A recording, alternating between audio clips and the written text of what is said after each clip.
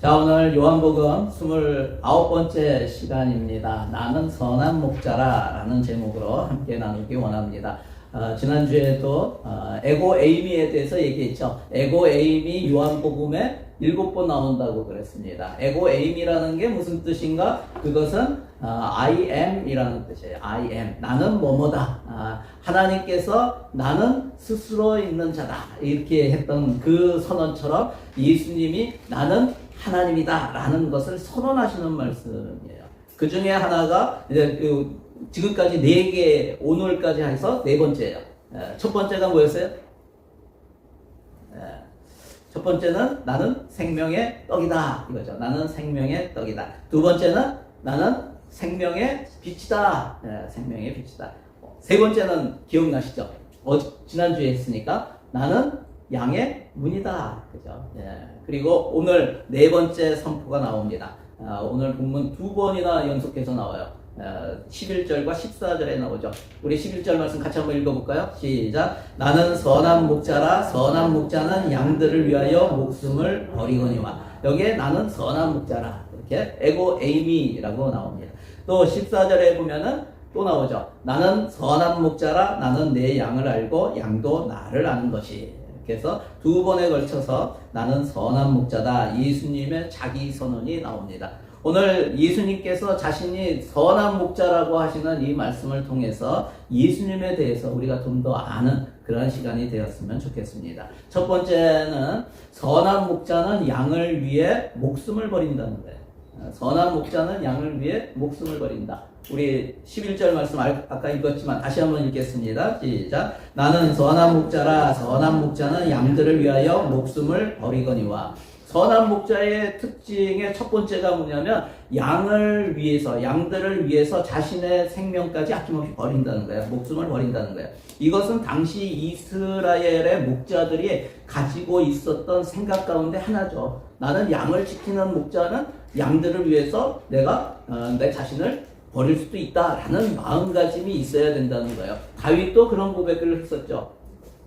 골리앗과 싸우러 나가기 전에 사울 왕에게 가서 자신이 목동 시절에 양을 구한 이야기를 합니다. 이것이 사무엘상 14장에 나와요. 사무엘상 14장에 보면은 양 새끼를 물어가는 사자와 곰과 싸워서 양을 구하고 또 맹수를 죽였다고 얘기합니다. 이것이 자신의 생명을 걸고 한 행동인 것이죠. 여러분, 그것이 당시 목자가 양을 칠 때의 마음가짐이었다는 것을 우리가 볼 수가 있습니다. 어떻게 보면 목자의 책임이 있죠. 팔레스타인의 목자는 양을 지키기 위해서 어떻게 한다 그랬어요? 밤에 양들을 불러서 다 우리 안으로 다 집어넣고 거기에 입구에 자기가 누웠다고 그랬어요. 자기가 누워서 맹수가 오면은 자기가 스스로가 문이 되어서 맹수가 오면은 지팡이와 물맷돌을 가지고 맹수와 싸웠다는 거예요. 싸워서 쫓아내는 그러한 일들을 했다는 거예요. 그래서 예수님이 내가 양의 문이다 이렇게 말씀하신 것이죠. 하지만 목자가 다 그렇게 했을까요? 다 그렇게 한 것은 아니었을 거예요. 양을 버리고 도망가는 목자가 훨씬 더 많았을 거예요. 오늘 본문에서 예수님은 그런 목자는 목자가 아니라 사꾼이다 라고 하면서 선한 목자와는 다르다고 말씀하시죠. 오늘 12절 말씀 우리 같이 읽겠습니다. 12절 자 시작. 사꾼은 목자가 아니요 양도 제 양이 아니라 이리가 오는 것을 보면 양을 버리고 달아나나니 이리가 양을 물어가고 또 해치느니라. 사꾼 목자는 어떤 목자인가? 당시에 진짜 사꾼 목자가 있었어요. 양이 많은데 목자가 부족할 때 돈을 주고 양을 지키라고 이렇게 돈을 받고 일하는 목자가 있었어요. 이게 사꾼이에요. 이 목자는 참 목자는 아니었죠. 참 목자가 여기도 얘기하는데 목자가 아니오라고 얘기해요. 참 목자가 아니고 양도 제 양이 아니다. 그래서 돈을 받고 양을 치는 사람이고 이리가 오면 어떻게 해요? 양을 버리고 도망간다. 양을 돌보지 않는다. 라는 거예요. 선한 목자와 사꾼의 목적이 다른 거죠. 선한 목자의 목적은 뭐예요? 양을 위해서 있는 것이죠. 있지만은 사꾼 목자는 자신의 이익을 위해서 양을 치는 것이죠. 그래서 이 구절을 읽을 때면은 종종 나도 모르게 스스로에게 이런 질문을 하게 됩니다. 나는 선한 목자인가 사꾼인가? 이런 질문을 할 때가 있어요. 또 목사님들도 이렇게 목사님들 모임에 가서 누군가가 얘기할 때나 또는 서로 말씀을 이렇게 전할 때나 이런 질문을 하세요. 당신은 선한 목자입니까? 사꾼입니까? 이런 질문하는 경우가 있어요. 여러분은 어떻게 생각하세요? 여러분의 목사는 선한 목자입니까? 사꾼입니까? 대답을 안 하시는 게 현명한 거예요. 대답을 안 하시는 게 현명한 거예요. 왜 그러냐면 사실 이 질문을 하는 것 자체가 본문에서 말씀하시는 선한 목자를 잘 이해하지 못해서 하는 말이에요. 오늘 본문에서 선한 목자라고 하는 말은 헬라어로 호 포이멘 호 칼로스입니다. 여기 나는 선한 목자라 할 때 에고 에이미 호 포이멘 호 칼로스 이렇게 된 거예요. 여기에서 포이멘이라는 것은 목자라는 뜻이고요. 칼로스라는 게 선하다라는 거예요. 착하다, 선하다. 그런데 이 칼로스의 의미를 잘 알아야 돼요. 칼로스. 여러분 이 칼로스는 단순히 선하다, 착하다라는 의미가 아니라 아름답고 진실하며 본질적으로 선한 존재를 의미하는 거예요. 여러분 이 땅에 존재하는 인간 중에서 본질적으로 선한 존재는 오직 한 분 계세요. 누구세요? 예수님, 예수 그리스도. 그분만이 본질적으로 선하세요. 그래서 예수님은 선한 목자 중 하나가 아니라 그분만이 유일한 선한 목자인 거예요.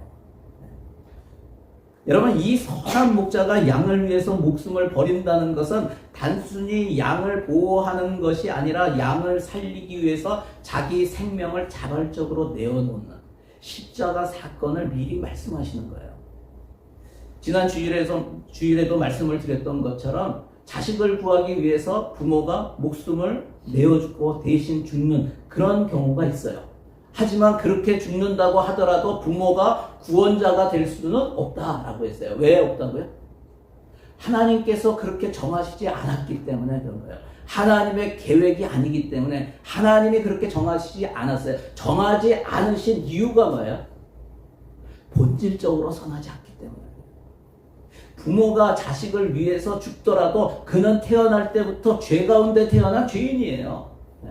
구원자가 되기 위해서는 가장 기본적인 그 특징이 뭐가 되어야 되냐면은 의인이어야 돼요. 본질적으로 의로워야 돼요. 죄가 있으면 안 되는 거예요. 여러분 본질적으로 선한 존재가 아니기 때문에 부모는 구원자가 될 수가 없는 거예요.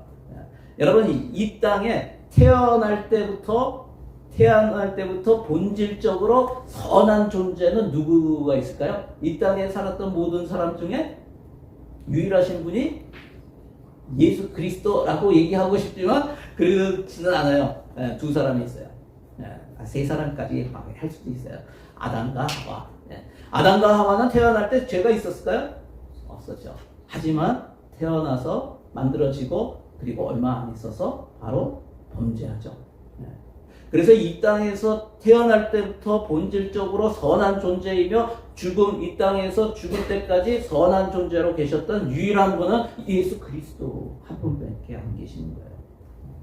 그분이 그래서 유일한 구원자이고 하나님께서 보내신 독생자예요. 그렇기 때문에 구원자가 될 수 있는 거예요. 그 예수님을 하나님께서 십자가에 달려 양들을 위해 목숨을 버리게 하셨어요. 그분만이 유일한 선한 목자이시고 그분만이 유일한 구원자이심을 믿으시기를 바랍니다. 하나님께서는 우리 각자를 이 땅에서 사는 동안 목자로 세우세요. 저는 그리스도인 성도들은 다 목자라고 생각해요. 어떤 분들은 담임 목사만 목자라고 생각하시는데 아닙니다. 다 목자로 세워지는 사람임을 믿으시기를 바랍니다. 우리는 목자는 뭐예요? 양들을 길 잃어버린 양들을 우리 안으로 인도하는 사람들이에요. 그래서 우리가 목자인 거예요. 여러분 교회 내에서도 목자가 있죠. 목사가 당연히 목자죠. 예, 목장에 목자가 있죠. 인도자를 목자라 그러잖아요. 목자가 있죠. 선생님들, 각 부서의 선생님들도 목자죠. 그리고 학교나 또 일터에서도 목자의 역할을 해야 되는 사람들이 있어요. 하나님이 세우세요, 그렇게. 여러분, 우리는 다 목자입니다. 여러분, 다시 질문을 하게 돼요. 당신은 선한 목자입니까? 아니면 사꾼입니까? 이게 저한테만 하는 질문이 아니라 다른 사람에게도 하게 되겠죠? 뭐라고 답하시겠어요? 뭐 방금 얘기했잖아요. 우리는 선한 목자가 아닙니다. 맞아요. 선한 목자 아니에요. 우리는 선한 목자가 될 수도 없는 사람들입니다. 왜 그래요? 우리는 태어날 때부터 죄 가운데 태어났기 때문에 그렇습니다. 그럼 무엇입니까? 우리는 본질적으로 악한 사람으로 태어났지만 선한 목자이신 예수님의 생명을 통해서 선한 사람으로 칭함을 받게 된 사람이에요. 다시 거듭난 사람들이에요. 다시 거듭난 사람들이기 때문에 이 땅에 사는 동안, 성도는 이 땅에서 사는 동안 날마다 선한 목자이신 예수님을 닮아가는 목자이고, 우리가 따라야 할 그 예수님의 사랑, 그것을 우리가 본받아야 되는 거죠. 그런데 여기서 알게 되는 예수님의 사랑은 뭐예요? 감정이 아니라 희생으로 증명된 사랑이랍니다. 그래서 선한 목자는 뭐예요? 양을 위해서 생명을 아낌없이 주는 희생. 여러분, 그러므로 우리는 자기 중심적인 삶에서 벗어나서 타인을 위해서 희생하며 섬기며 사랑을 나누는 삶으로 부름을 받았다는 거예요. 누가요? 목사가. 아유, 예, 당연하죠. 성도가. 예수 믿는 사람들은 다 주변의 사람들을 섬기며 그 사람들을 위해서 희생하며 사는 삶으로 부름을 받았다는 거예요. 네. 여러분 기억하시기 바랍니다. 나를 위해서 사는 사람이 아니에요, 우리는. 더 이상 나를 위해서, 나의 유익을 위해서만 사는 사람이 아니에요. 우리는 다른 사람의, 다른 사람을 잘 되게 하기 위해서. 그래서 내가 늘 얘기하잖아요. 우리는 다른 사람을 성공시키는 사람이다. 내 옆에 있는 사람을 성공시키는 사람이에요. 세상에서 아니요, 하나님 앞에서. 하나님 앞에서 성공시키는 사람이에요. 저 사람이 믿음이 더 자라나면 하나님이 얼마나 기뻐하시겠어요. 저 사람이 하나님 보시기에 기쁜 행동을 하면 하나님께서 얼마나 마음이 흐뭇하시겠어요. 하나님을 위해서, 하나님 나를 위해서 그 사람이 하나 말이라도 한마디 하고 움직이고 헌신하면 하나님이 얼마나 기뻐하시겠어요. 여러분, 그거예요. 그렇게 했을 때 그 사람이 하나님 앞에서 성공하는 사람이죠. 우리는 각자 자기 중심적인 삶에서 이제는 벗어나서 타인을 위해서 희생하고 섬기며 나누는 그러한 삶으로 부름받았다는 이 사실 기억하시며, 오늘도 내가 다른 사람 어떻게 섬길까 고민하시는 저와 여러분 되시기를 바랍니다. 한번 적용해 보세요. 선한 목자이신 예수님이 나의 목자이심을 인정한다. 그 예수님을 닮아 내가 오늘 내려놓고 희생해야 할 부분은 무엇인가? 여러분 한번 이 적용 질문을 한번 읽어보세요. 다시 한번 읽어볼까요? 다시 시작. 선한 목자이신 예수님이 나의 목자이심을 인정하는가? 그 예수님을 닮아 내가 오늘 내려놓고 희생해야 할 부분은 무엇인가? 우리 잠시만 한번 생각했으면 좋겠어요. 조용히. 그리고 여러분 안에 생각나는 게 있으면 한번 적어보세요. 제가 주보를 나눠주는 이유가 거기에 그것을 적는 게 그것을 적으라고 주는 거예요. 그리고 목장에서 그것을 나누라고. 그냥 듣기만 하고 가면은요, 금세 까먹어요. 잠시 오늘 말씀을 잠시 생각했으면 좋겠어요. 선한 목자는 양을 위하여 목숨을 버리다.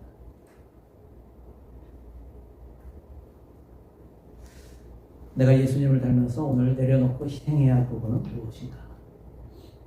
생각나는 걸 한번 적어보시기 바랍니다. 자, 두 번째는 선한 목자는 양을 알고 양도 목자를 안다는 겁니다. 선한 목자는 양을 알고 양도 목자를 안다. 우리 14절 말씀입니다. 같이 읽겠습니다.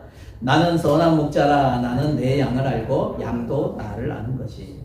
여기서 안다는 단어가 나오죠. 우리 지난번에 한번 했어요. 안다는 단어가 헬라어로 기노스코라는 단어입니다. 기노스코. 이것은 단순한 정보가 아니라 관계적으로, 인격적으로, 경험적으로 아는 것을 의미하는 것이죠. 저는 뉴질랜드 총리, 여러분 뉴질랜드 총리가 누구예요? 크리스토퍼 럭슨이죠. 저는 크리스토퍼 럭슨을 잘 압니다. 그가 1970년생이에요. 그리고 그 아버지가 목사님이세요. 그가 2020년부터 내셔널 파티의 국회의원으로 있다가 2023년 선거를 통해서 뉴질랜드의 프라임 미니스터 총리가 됩니다. 잘 알죠? 총리 잘 아시네요. 그 총리와 자주 만나십니까? 이렇게 물어보면 제가 뭐라고 대답하겠어요? 아유, 한 번도 만나본 적은 없습니다. 네. 이거는 기노스코가 아닙니다. 예를 들어서 아까 준이, 저는 준이를 잘합니다. 태어날 때부터 잘하는 것을 계속 봤고, 또 계속 요즘도 계속 매주 만나서 이야기도 하고 장난도 치고 그렇습니다. 이게 기노스코예요. 서로 잘하는 거. 여러분, 목자는 매일 양들과 함께 생활을 합니다. 그래서 목자는 자기 양들을 알고 또한 양들도 자기의 목자가 누구인지를 압니다. 여기서 목자와 양의 관계는 예수님과 예수를 믿는 우리 성도들 간의 관계를 나타내는 것이죠. 여기서 예수님께서 우리를 안다는 사실이 저와 여러분에게 부담이 되는 것이 아니라 위로와 힘이 되었으면 좋겠어요. 여러분, 예수님은 여러분의 모든 것을 아십니다. 잘 아십니다. 우리의 성향을 아시고 우리의 약함을 아시고 우리의 상처와 우리의 두려움까지도 다 아십니다. 그리고 아신 것으로 끝나는 것이 아니에요. 예수님은 우리를 친히 돌보시고 인도하십니다. 양인 우리 성도는 그런 예수님의 사랑과 선하심과 신실하심을 아는 것이죠. 여러분 아십니까? 네. 우리 예수님은 우리를 사랑하십니다. 우리 예수님은 나를 선하게 인도하십니다. 나를 보호하시고 나를 끝까지 인도하십니다. 여러분 믿으십니까? 네. 이게 아는 거예요. 우리가 아는 것은 우리 스스로 아는 것이 아니에요. 그런데 내가 좀 알아야지 해서 알아주는 게 아니라 알 때는 그 안에 성령께서 역사하시는 거예요. 여러분, 성령에 의하지 않으면 우리가 알 수가 없어요. 그래서 성령이 임할 예수 교회를 오래 다닌다고 예수를 아는 게 아니에요. 예수를 나의 구주로, 나의 하나님으로, 내 인생의 주인으로 믿고 영접할 때 그때 성령이, 그리스도의 영이신 성령이 임하게 돼요. 그리고 그 영이 자꾸 내 인생을 조금씩 다스려 가시게 돼요.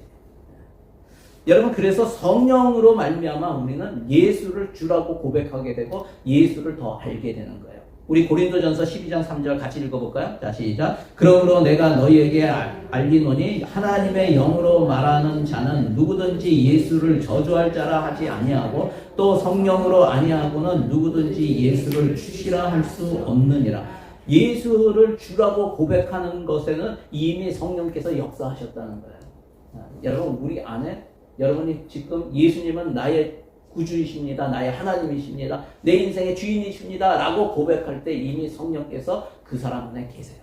여러분 믿으시기를 바랍니다. 성령께서 역사하시지 않으면 예수님을 알 수도 없고 주라고 고백할 수도 없어요. 우리가 예수를 믿고 예수를 닮아가는 것, 이것도 다 성령의 역사임을 믿으시기를 바랍니다. 그렇게 선한 목자이신 예수님과 양인 성도들이 서로 관계적으로, 인격적으로 아는 관계를 예수님은 무엇과 연결을 시키냐면 삼위일체 하나님의 친밀함을 그것과 연결을 시켜요. 15절에 같이 한번 읽어볼까요? 자, 아버지께서 나를 아시고 내가 아버지를 아는 것 같으니 나는 양을 위하여 목숨을 버린다. 저는 이 구절을 통해서 참 많은 은혜를 받았어요. 예전에 이 구절을 가지고 3주 동안 계속 설교한 적이 있어요. 이 한 구절만 가지고. 제가 가장 은혜 받았던 게 뭐냐면 아버지가 아들을 아는 것과 아들이 아버지를 아는 것이 예수님께는 같다고 얘기해요. 저는 이게 놀라운 은혜였어요. 왜냐하면 아버지를 제가 아들로 아버지를 잘 몰랐던 것 같아요. 그러다가 결혼하고 자녀를 낳고 내가 아버지가 되니까 그때 아버지를 좀 이해하게 돼요. 조금 알게 돼요. 그리고 내가 아버지를 좀 더 알아야 되겠다라고 해서 아버지께 다가가려고 했더니 아버지는 이미 제 곁에 안 계셨어요. 하나님 품으로 가셨어요. 그런데 예수님은 아버지께서 아들을 아는 것 같이 그렇게 아버지를 알았다고 합니다. 참 놀라운 거예요. 여러분, 그 친밀함의 비결이 무엇일까요? 요한복음 17장 21절에 있어요. 같이 한번 읽어볼까요? 아버지여, 아버지께서 내 안에, 내가 아버지 안에 있는 것 같이 그들도 다 하나가 되어 우리 안에 있게 하사 세상으로 아버지께서 나를 보내신 것을 믿게 하옵소서. 여러분, 성부 하나님과 성자 예수님과의 서로 아버지가 아들을 아는 것 같이 아들도 아버지를 아는 그 친밀함, 그 친밀함의 비결이 뭐예요? 그것은 안에서의 만남이에요. 안에서. 내가 아버지 안에, 아버지께서 내 안에 있는 것이지. 여러분, 안에서의 만남. 우리 사랑하는 성도 여러분, 우리가 우리의 목자 되신 예수님과 만날 때도 어디에서의 만남이 있어야 된다고요? 안에서의 만남이 있어요. 성도들 간의 만남에서도 마찬가지입니다. 안에서의 만남이 있어야 친밀한 관계로 발전하게 됩니다. 여러분, 정말 친한 친구를 찐친이라고 그래요. 찐친. 찐친 간에는 다른 사람이 모르는 비밀이 있어요. 비밀들을 가지고 그것까지도 다 나눠요. 나의 수치와 나의 허물까지도 그것까지 다 나누는 거예요.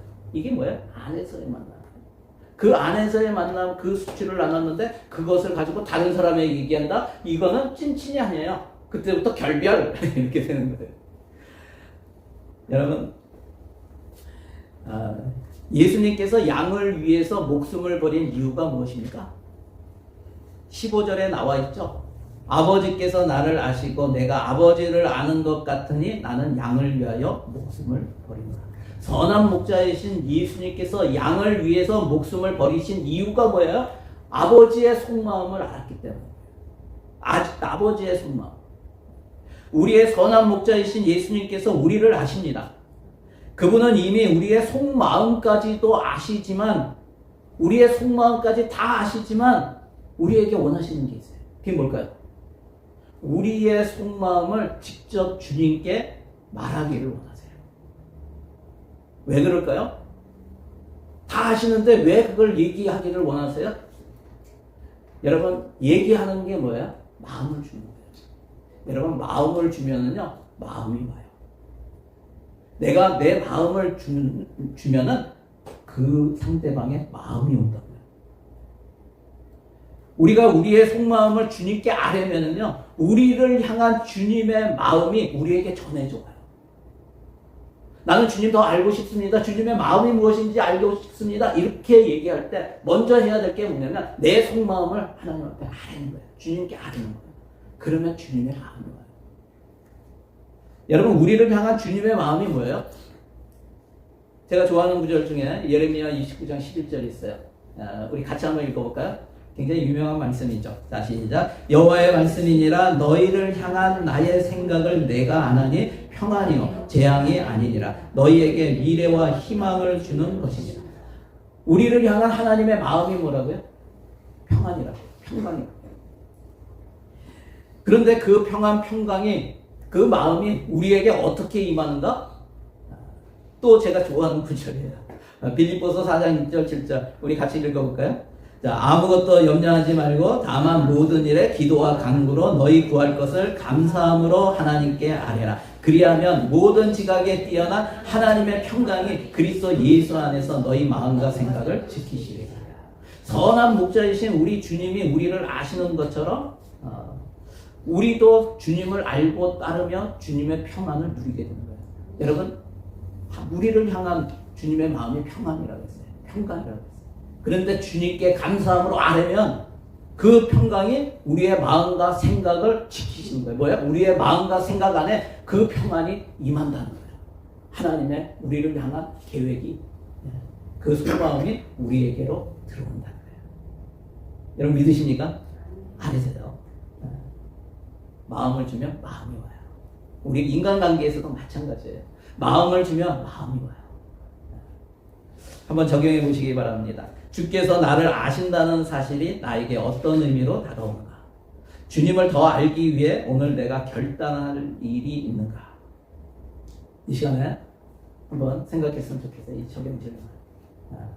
여러분 생각해 보시고 떠오르는 게 있다면, 또 혹시 내가 결단해야 될 일이 있으면 지금 잠시 이렇게 한번 적어보세요. 아니면 기도하셔도 돼요. 주님, 내가 이랬군요. 내가 이러길 원하시는군요.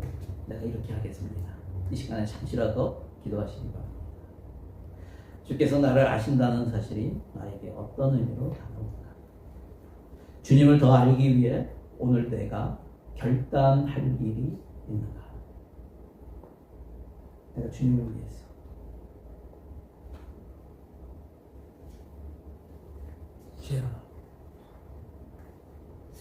자, 세 번째는 선한 목자는 우리 밖의 양들도 이끄시기 원하신다. 그러니까 우리라는 게 뭐예요? 여기 우리 위 이거 아니고 양의 울타리 얘기하는 거예요. 양우리. 자, 16절 말씀 같이 한번 읽겠습니다. 시작. 또 이 우리에 들지 아니한 다른 양들이 내게 있어 내가 인도하여야 할 터이니 그들도 내 음성을 듣고 한 무리가 되어 한 목자에게 있으리라. 아멘. 여기에서 우리에 들지 아니한 다른 양들은 누구를 가리키는 것일까요? 누구를 가리키는 것일까요? 여러분 1차적으로는 유대인이 아닌 이방인이겠죠. 그리고 2차적으로는 주님의 몸된 교회 밖에 있는 믿지 않는 그런 사람들이겠죠. 예수님의 마음은 어디에 있다고요? 이방인을 넘어 믿지 않는 모든 사람들에게까지 향하고 있다라는 거예요. 민족과 문화와 언어와 세대의 모든 장벽을 넘어서 모든 사람이 다 복음 안에서 주를 믿게 되길 주님은 원하시다. 그러기 위해서 선한 목자이신 주께서 어떻게 하셨습니까? 자신의 목숨을 버렸다는 거예요. 우리 17절 말씀 같이 읽겠습니다. 내가 내 목숨을 버리는 것은 그것을 내가 다시 얻기 위함이니 이로 말미암아 아버지께서 나를 사랑하시느니라. 예수님께서 십자가에서 죽임을 당한 것은 유대인들과 로마인들에 의해서 목숨이 빼앗긴 것처럼 그렇게 보이고 그렇게 생각해요. 하지만 예수님은 그게 아니라고 말씀하세요. 18절에 보니까 이를 내게서 빼앗는 자가 있는 것이 아니라 내가 스스로 버리노라. 나는 버릴 권세도 있고 다시 얻을 권세도 있으니 이 계명은 내 아버지에게서 받았노라 하시니라. 예수님의 십자가에서 죽으신 것은 스스로 생명을 버린 것이라고 말씀하십니다. 왜 그렇게 하셨어요? 아버지로부터 계명을 받았다고 하십니다. 여러분 이 계명이 무엇일까요? 이것은 요한복음에서 많이 사용되는 단어예요. 많이 사용되는 단어인데 헬라어로 엔톨렘이라는 단어를 씁니다. 엔톨렘. 이것은 계명, 명령, 권세 이거로 해석이 되는 단어예요.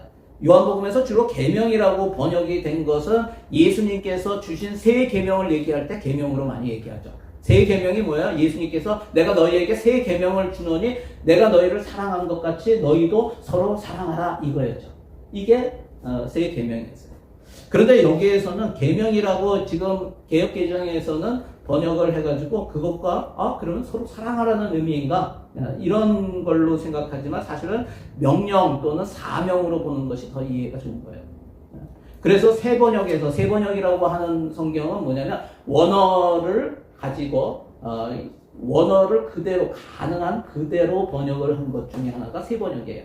그리고 현대 사람들이 잘 이해할 수 있는 용어로 좀 쉽게 번역한 게 새 번역이에요. 그 새 번역에는 뭐라고 되어 있냐면은 아무도 내게서 목숨을 빼앗아가지 못한다. 나는 스스로 원해서 내 목숨을 버린다. 나는 목숨을 버릴 권세도 있고 다시 얻을 권세도 있다. 이것은 내가 아버지께로부터 받은 명령이다. 명령이다.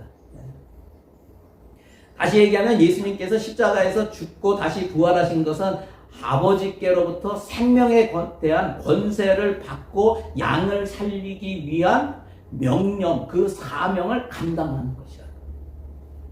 모든 양을 이끄시기 원하시는 선한 목자이신 예수님께서는 자신을 믿고 생명을 얻은 제자들에게도 같은 사명을 주세요. 그게 뭐예요? 지상 대사명, 지상 대명령. 이게 어디에 나오죠?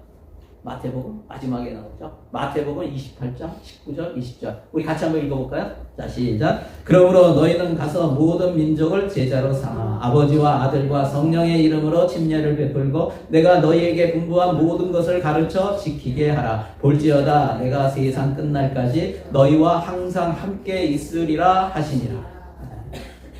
여러분, 이것이 제자들에게 예수님이 승천하시기 전에 이 땅에서 제자들과 육신으로는 함께 있는 마지막 시간에 유언과 같이 주신 말씀이라는 거예요. 그래서 그것을 받은 사람들, 그 예수님의 제자들은 뭘 하는 거예요? 그거 저와 여러분 아니에요? 그래서 우리는 가서 복음을 전하고 제자 삼으라는 이 사명을 예수님께로부터 받은 사람들이에요. 그런데 더 놀라운 것이 무엇이에요? 사명만 주셨어요? 명령만 하셨어요? 아니라는 거예요. 하나님께서 예수님께 사명을 주실 때 생명에 대한 권세를 주신 것과 같이 예수님께서 우리에게 사명을 주실 때 권세도 함께 주셨다는 거예요. 여러분, 그 권세가 뭘까요?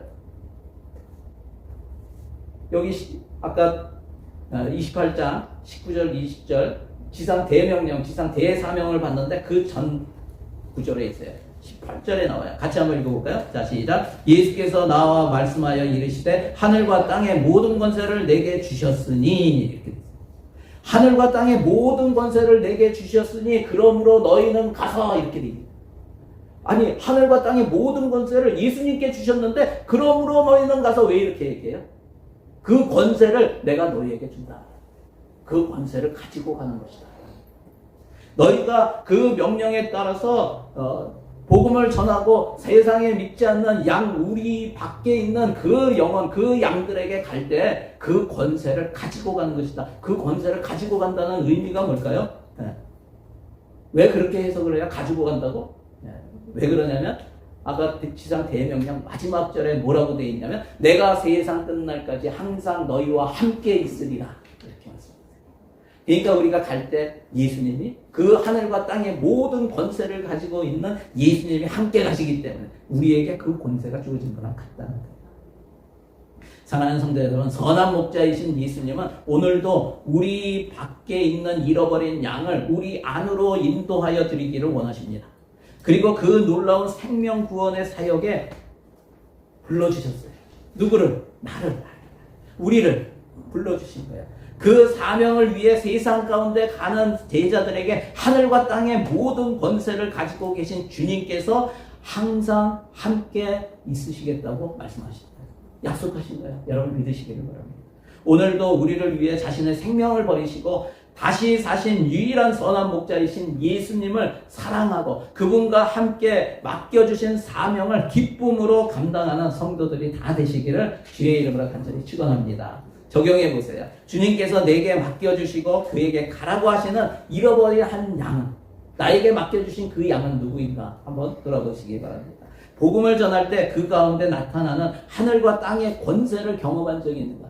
여러분, 하늘과 우리가 복음을 전할 때 하늘과 땅의 권세가 거기 그 안에서 나타나요. 한 영혼이 변화되는 게 나타나요. 여러분 그 경험을 한번 적어보세요. 자, 이 시간 우리 함께 기도하기 원합니다. 오늘 말씀을 가지고 오늘 함께 기도했으면 좋겠어요. 하나님, 내가 이 땅에 살면서 나의 신분, 예수님이 선한 목자라고 하셨고 우리는 그 예수님, 선한 목자이신 예수님을 닮아가는 존재인데 내가 여전히 자기 중심적으로 자기 이익만을 챙기려고 살고 있다면 이 시간에 회개하며 나갔으면 좋겠어요. 또 내가 주님을 더 알기 위해서 마음을 줘야 되는데 마음을 주지 못하고 겉으로만 신앙생활을 하고 종교생활을 하고 있다면 하나님 앞에 우리가 오늘 이 시간에 나의 마음을 드리는, 내가 또 결단해야 될 것들을 주님 앞에 올려드리는 그런 시간이 됐으면 좋겠습니다. 오늘 이 시간에 우리 함께 기도하실 때 하나님, 주님이 원하시는 것, 내 삶에서 원하시는 건 무엇인지 알게 하여 주시고 깨닫게 하여 주시고 결단할 수 있는 믿음 또한 허락해 달라고 우리 함께 기도하며 나아가기 원합니다. 우리 주여 한번 부르시고 함께 기도합니다. 주여, 오 할렐루야. 하나님 감사합니다. 주여, 주님을 찬양합니다. 아버지 하나님, 그렇습니다. 우리의 삶 가운데 오늘도 역사하시는 주님, 나를 위해서 생명까지 아낌없이 주신 예수 그리스도, 나를 살리시기 위해서 이 땅에 오셔서 그 십자가의 모든 고통까지 다 당하신 그 주님이 나와 함께 하심을 믿습니다. 주님께서 나를 다 하신다고 말씀하셨습니다.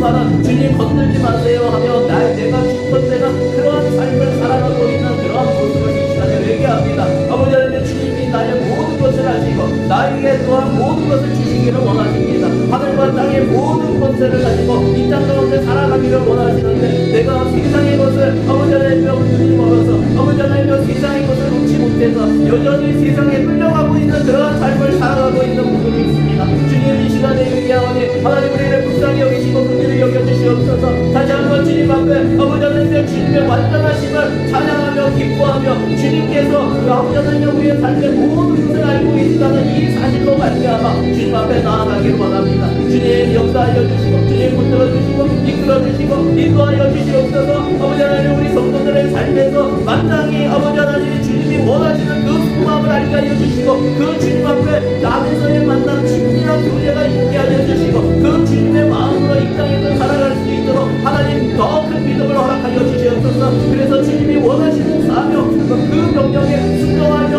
아버지 하나님 그 뜻을 이루어나가는 우리 성도들이 될 수 있도록 하나님 도와주시고 인도하여 주시옵소서. 그렇게 하신 주님을 찬양합니다. 하나님 감사합니다. 하나님 감사합니다. 선한 목자이신 우리 주님이 나를 잘한다고 말씀하십니다. 우리를 잘한다고 말씀하십니다. 그래서 우리를 위해서 생명까지 주셨다고 말씀하십니다. 우리는 선한 목자가 되지는 못하지만 유일한 선한 목자이신 예수 그리스도를 닮아가며 이 땅에서 예수님을 더 알아가며 예수님이 맡겨주신 사명 감당하는 그러한 인생 되기를 원합니다. 주님께 우리의 속마음을 드리고 아뢰고 또 주님께서 주시는 놀라운 그 뜻을 깨닫고 아는 은혜가 우리 가운데 있게 하여 주시옵소서. 또 주님께서 주신 명령을 감당할 수 있는 믿음이 있게 하여 주시고 결단이 있게 하여 주시고 내려놓아야 될 것을 내려놓을 수 있는 그러한 심령이 되기를 원합니다. 주님 우리에게 더 깨닫고 알고 주님의 그 사랑 안에 기뻐하며 그 사랑을 마음껏 누리고 또 나눌 수 있는 그러한 성도들이 다 될 수 있도록 축복하여 주시고 인도하여 주시옵소서. 우리 주변에 있는 사람들 한 영혼을 돌아보며 또 그 영혼을 주님께로 인도하며 주님 앞에서 하나님 앞에서 성공시키는 우리 모두가 될 수 있도록 축복하여 주시고 인도하여 주시옵소서. 그렇게 하실 주님을 찬양합니다. 감사드리며 예수 그리스도의 이름으로 기도드리옵나이다. 아멘. 아멘. 우리 하나님께 영광의 박수 올려드리겠습니다. 할렐루야.